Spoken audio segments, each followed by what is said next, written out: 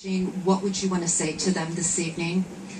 Well, as I said at the very outset, my heart goes out to them. Regardless of the circumstances, they lost a young man, they lost a young life, and I've said many times before that the pain that goes along with that loss is just something that most people can't understand. And so, but at the same time, everything was presented, and it's things don't. But everything was presented, everything was given to the grand jury, it was all put in front of them, and these 12 people made a decision that, based upon all that evidence, that as tragic as this is, it was not a crime. It was not one that where charges should have been filed. It doesn't lessen this tragedy by the fact that it was a justifiable use of force or self-defense.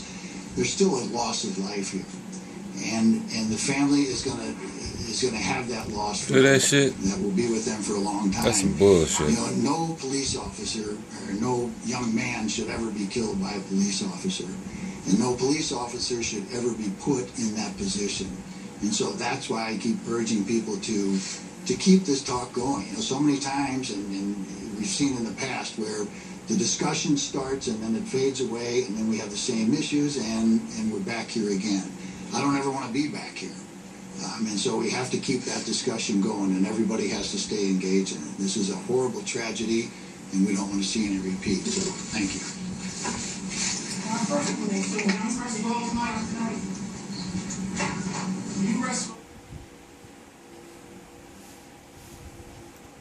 All right, we've just heard the grand jury has decided no indictment of Officer Darren Wilson. There will be no state charges against him.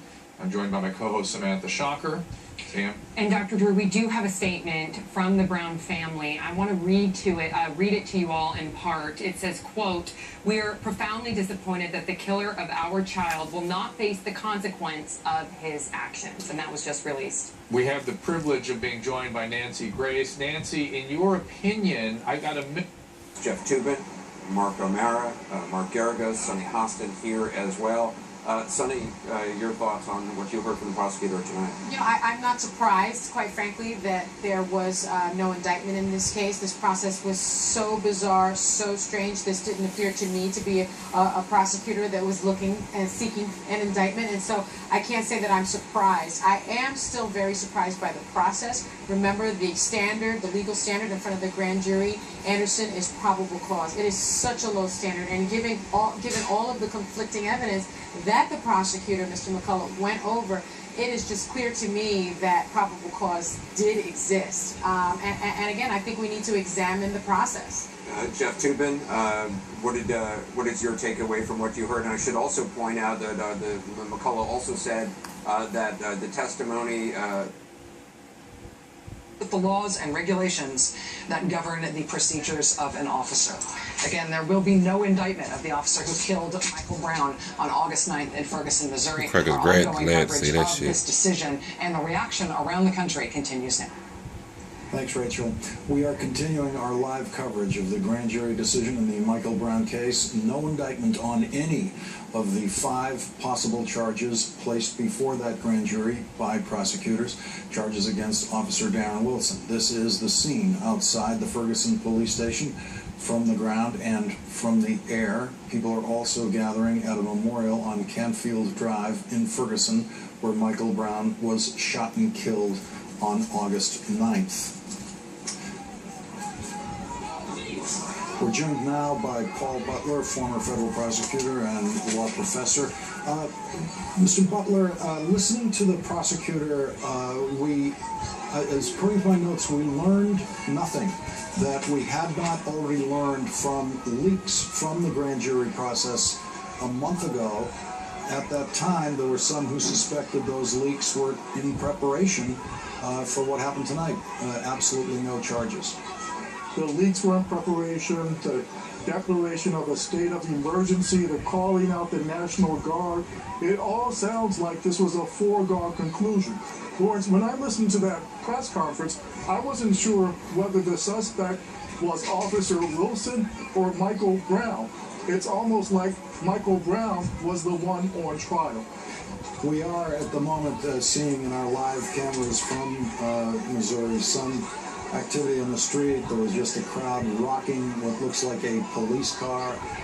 That has calmed down a little bit, but it is not a situation that looks under control at this moment. There's a lot of pushing and shoving in the crowd there.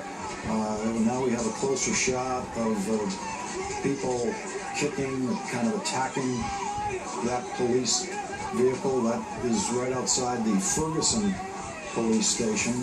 There's no intervention yet that we can see on camera by police officers trying to intervene and stop. I think we just saw the back window broken. Now we're seeing riot gear police entering the scene where this police vehicle is being attacked. They did that just after the back window of that police car was broken, which you can see in that shot when it's a little bit wider and you see the back window there. That just happened seconds ago, the breaking of that window.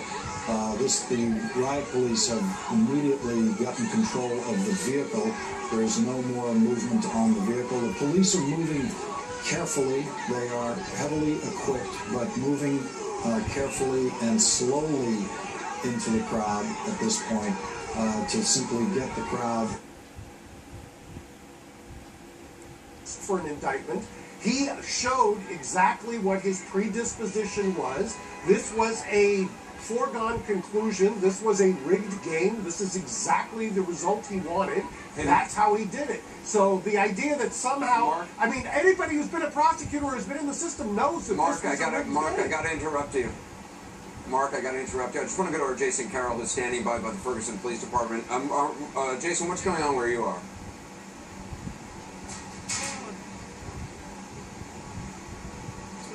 I'm not hearing Jason Carroll. Is he on there? Anderson, I hear you.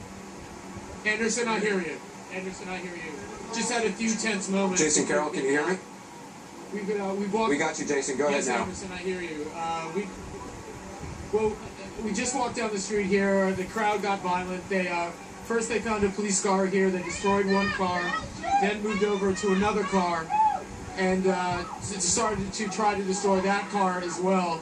Police came through in riot gear. They moved us through the area and moved up the street a little bit more. So things starting to get out of control, at least just right here in this specific area where we've been standing. They've been throwing rocks, bottles at the police as we were standing here as well. At this point, you can see the crowd is still a little bit unruly. One car trying to get out of here. This car, some windows broken out.